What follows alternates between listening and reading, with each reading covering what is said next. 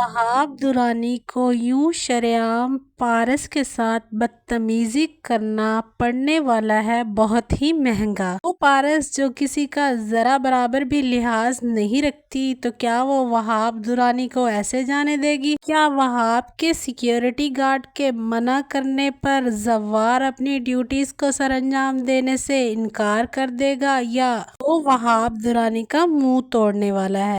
फुप्पो की असलियत पता लगने के बाद पारस खामोश बैठेगी या फिर अपने बाप बेजात को सारी हकीकत बता देगी? ये सब जानने से पहले अगर आप हमारे चैनल पर नए हैं तो हमारे चैनल को सब्सक्राइब करना ना भूलिए। पारस को चूंकि अब अपनी फुप्पो शाहीना की असलियत का पता चल चुका है कि वो किस तरह उसकी माँ के नाम पर बनाएगी एनजीओ का पैसा हड़प कर चुकी है, और दूसरी जानिब शाहीना के दिल में भी अब गुबार आ सा गया है कि अब वो मज़ीद देर तक मज़ीद पैसे नहीं खा सकती। फूफो जो कल तक बहुत अच्छी बनती फिर रही थी, अब उसकी असलियत सबके सामने आ चुकी है। पारस बखूबी जानती है कि वो पैसा फूफो शाहीना ने अकेले नहीं खाया, बल्कि उसके बेटे आफ्ताब और उसके हस्बैंड नदीम का भी पूरा हिस्सा है इसमें।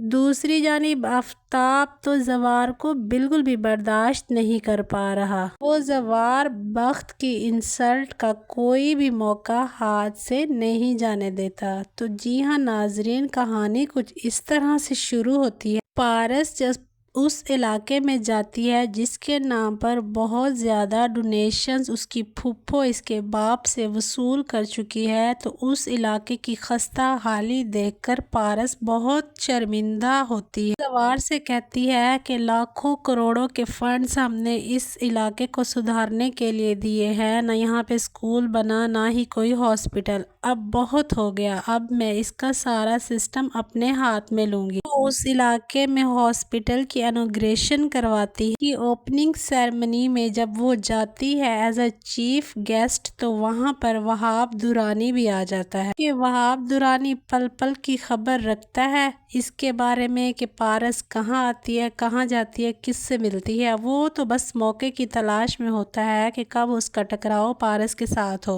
पारस को अकेले खड़ा देख वहाब दुरानी उसके करीब जाता है और कहता है कि आपके चेहरे पर बुझती हुई प्यारी सी मुस्कुराहट से मालूम होता है कि नाचीस ने पहचान लिया है मुझे। इतने में जवार भी वहां पर पहुंच जाता है, जो कि करीब में ही खड़ा होता है। वो जल्दी से पारस को सिक्योर करने की कोशिश करता है, लेकिन उसी मौके पर वहाब का गार्ड पार से कहेगा कि पिछली बार की तरह कोई हंगामा करने की कोशिश मत करना, वरना बहुत ज़्यादा जानी नुकसान हो जाएगा। लेकिन जवार उसकी कोई बात नहीं मानने वाला, जल्दी से लपकेगा पारस की तरफ और उसके सामने ढाल बनकर खड़ा हो जाएगा। लेकिन उसके पहुंचने से पहले ही पारस एक जोरदार तमाचा वहाब दुरानी के चेहरे पर रसीद कर चुकी होती है। वहाब दुरानी जो कि अभी तक पिछली बेइज्जती नहीं भूला था, अब वो कैसे चुप करके बैठेगा कि इस बार तो पारस ने कोई लिहाज ही नहीं रखा, उसके मुंह पे एक जोरदार तमाचा दे मारा। ये हंगामा आराई के बाद जब पारस और जवार वापस घर पहुंचते हैं तो जवार सारी बात बेजात साहब को बता देता है। यूं बेजात कहेगा कि मेरी सबसे ज्यादा बड़ी परेशानी इस वक्त पारस है। तुम सच पूछो तो मैं चाहता ही नहीं हूँ कि इसको यहाँ पाकिस्तान रखूं। यहाँ पर रहती है तो मेरी जान सूली पे अटकी रहती है, लेकिन मैं इससे मोहब्बत भी इतनी ही करता हूँ कि इसे खुद से दूर भी नहीं रख सकता। इतना अरसा मैंने इसको खुद से दूर रखा, ये बहुत बड़ी बात है मेरे लिए। लेकिन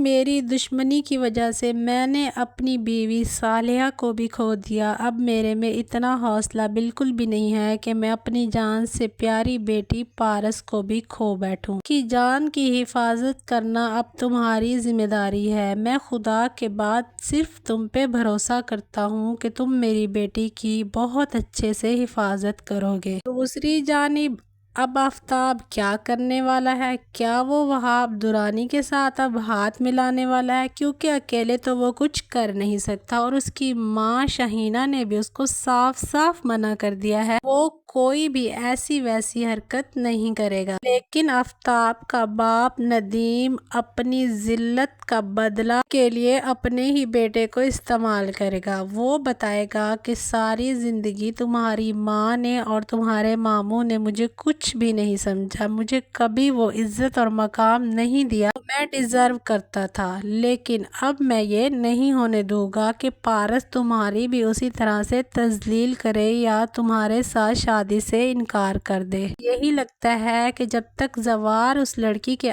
آس پاس رہے گا تب تک وہ تمہیں تو گھاس نہیں ڈالنے والی، اسی لیے کسی نہ کسی طرح سے زوار کو راستے سے ہٹانا ہے، چاہے اس کے لیے ہمیں اپنے دشمن وہاب درانی سے ہی ہاتھ کیوں نہ ملانا پڑے۔ شاہینہ کو بغیر بتائے آفتاب اور ندیم مل کر وہاب درانی سے ہاتھ ملا لیں گے اور کہیں گے کہ ہم کسی نہ کسی طرح سے زوار کو راستے سے ہٹائیں گے۔ ایک دن جب پارس زوار کے ساتھ باہر کہیں جا رہی ہوتی ہے تو راستے میں ان کی گاڑی کا ایک شدید ایکسیڈنٹ کروانے کی کوشش کی جاتی ہے، لیکن خوش قسمتی سے وہ وہاں سے بچ جاتے ہیں۔ لیکن اگلی ہی صبح جب پارس زوار کے ساتھ عالیہ فاؤنڈیشن کا وزٹ کرنے کے لیے جاتی ہے تو وہاں وہاب درانی کے آدمی پہنچ جائیں گے اور پارس کو کڈنیپ کرنے کی کوشش کریں گے، لیکن زوار موقع پر پہنچ جائے گا اور پارس کی کڈنیپنگ کو ناکام بنا دے گا۔ یہ سارے موقع دیکھ کر پارس بہت زیادہ پریشان ہو جائے گی اور زوار کا شکریہ ادا کرے گی، کہے گی کہ اگر تم اس وقت موقع پر نہ پہنچتے تو پتہ نہیں میرے ساتھ کیا ہو جاتا۔ دوسری جانب